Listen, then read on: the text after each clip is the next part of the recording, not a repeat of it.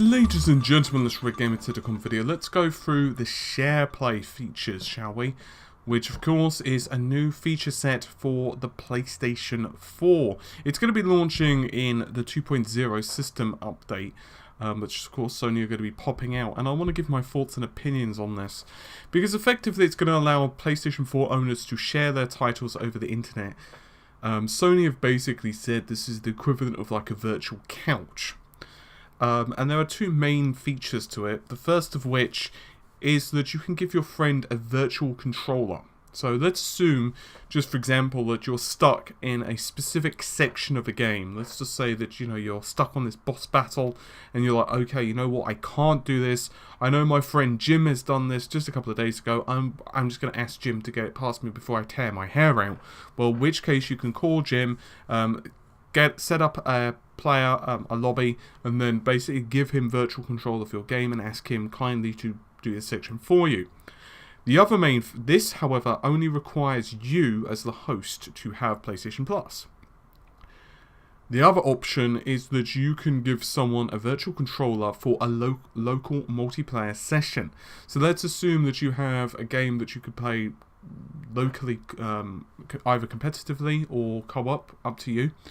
Well, then you could go ahead and assign the second player to this virtual controller, if you will, and then they can play. Both of you, however, in this case, will need PlayStation Plus. Pretty simple, right?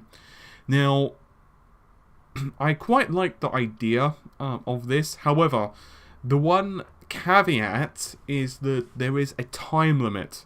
It's 1 hour. So, as far as I can tell, you can have as many invites as you like. So it's not like it's 1 hour a day of multiplayer gaming in this case, or 1 hour of share play total for a game. Let's just assume that you wanted to do this. Let's say your friend wanted to play Infamous Second Son, and he was like, hey, could you set me up a game? Well, you could, and he could theoretically play the game all the way through, but there's a timer, and every 1 hour you would have to basically reset this party back up so that they can go ahead and play. Now, you might think that's a bit restrictive, and I don't think when Sony first unveiled this feature and people initially kind of, when they got it into their heads, when people thought about it, they didn't associate a time limit with this. They didn't think to themselves, hey, you know what, Sony are going to impose an hour. But from the POV of Sony, it's difficult to it's difficult to criticize the decision, because otherwise, effectively speaking, you could remotely play any title all the way through. Now, there are problems. For example, you can't save onto your account your progress and so on. So there is that. So effectively, you can't just like go through a ridiculously long, lengthy MMO, because if the title takes like 15 hours, 20 hours, 30 hours, that's going to be a problem. But for shorter titles, you know, for example, the Tomb Raider Definitive Edition, you could conceivably complete the game pretty quickly, especially if you're willing to play it all Saturday or all Friday.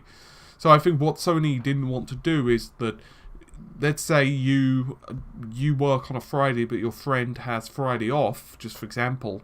Well, what they didn't want you to do is turn on your system at like, you know, 7 AM, give your friend the controller, effectively, and let them complete the games under your account. And it's also, even in multiplayer aspects of side of things, let's say locally on a couch, I think the idea here is to still emphasize and to push the fact that they still want you to buy multiple copies of the game.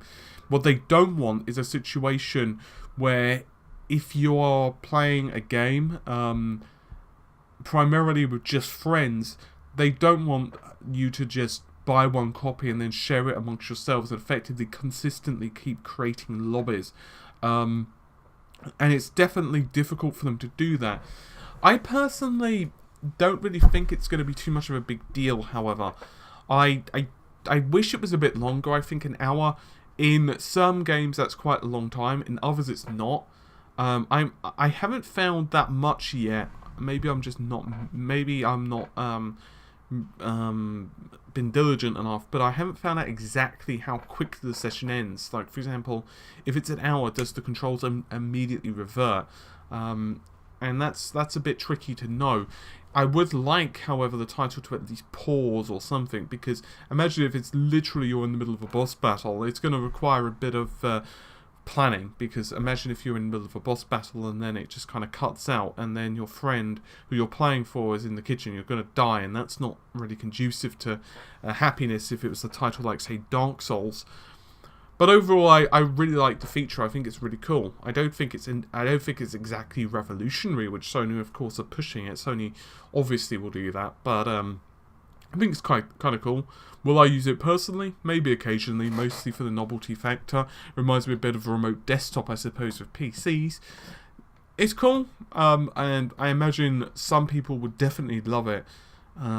Especially if, as I said, you're stuck on a particular section, or you just want someone to show you how to do something. You might not even necessarily be stuck, but you might just want to have someone show you how to do a certain thing. For example, you might want someone to show you how to, say, well, I don't know, have a good strategy for, say, faster lap times or whatever.